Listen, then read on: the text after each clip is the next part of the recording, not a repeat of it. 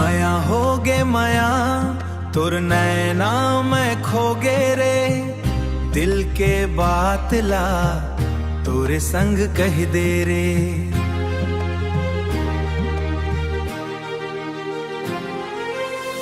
रोज रोज सपना में तोर चेहरा आवे, तोरे बिना सजनी मोर मन नहीं लागे। गोरी तोर हंसी माँ जादू है भारी, देखत ही बन जाते दुनिया सारी। चांद भी शर्मा जावे तोर पुला देखे के, मोर दिल धड़के रे धीरे धीरे बढ़ के। माया होगे माया तोर संग जीना है, साथे रहिबो दोनों अब यही सपना है।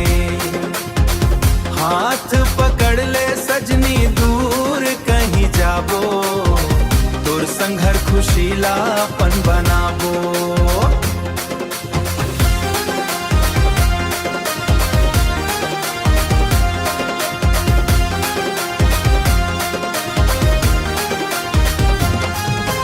बरसात के पानी जैसन प्यार बरसे, तोर बात सुन के मोर मन हर से।